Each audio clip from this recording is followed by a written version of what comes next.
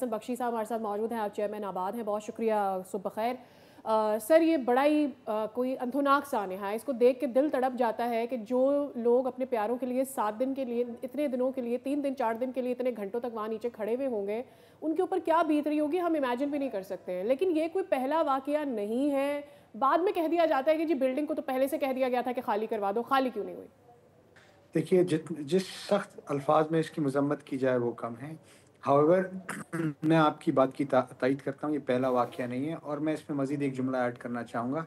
ऐसे मज़ीद वाक़यात होने जा रहे हैं, जिसकी तादाद शायद इससे ज़्यादा हो। पिछले 8 साल में 8 बिल्डिंगें गिरी हैं और ये सिर्फ़ अल्लाह का करम है कि ये 8 क्यों गिरी हैं और 80 क्यों नहीं गिरी हैं, जो हालात हैं।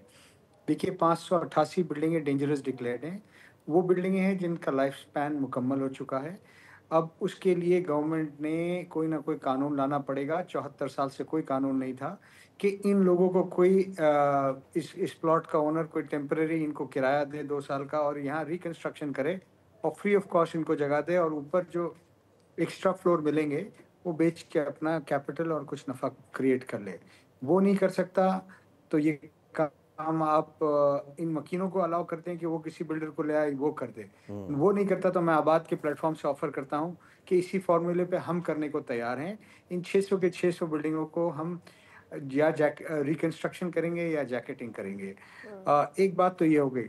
जैसा आपने कहा 60,000, मैं कहता हूँ 60,000 बिल्डिंगें वो हैं जो इल्लीगल अनअप्रूव्ड बनी हुई हैं और ये 10-10 माले की बिल्डिंग, वो जो बिल्डिंगें अलग हैं अप्रूव्ड हैं वो और अलग हैं।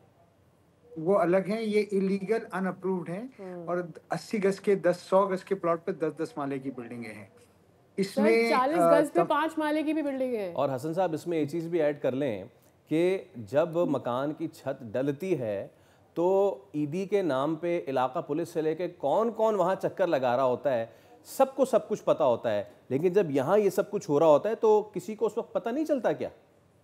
नहीं, देखें, ये रेगुलेटरी अथॉरिटी जिसको आप एसबीसी कहते हैं, लोकल इंतज़ामिया, लॉ इन्फोर्समेंट एजेंसीज़, हर कोई इसमें शेयर होल्डर है।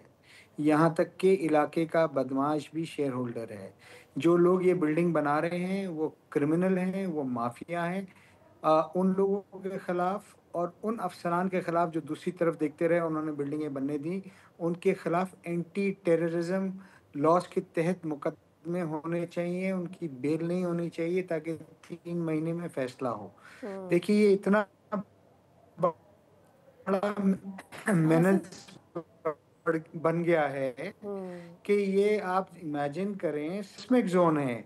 In case of an earthquake, what will happen? We are playing with the lives of so many thousands and hundreds of thousands of people. Hasan साहब अभी तो कराची में बारिशें नहीं सिर्फ होती। लालच में।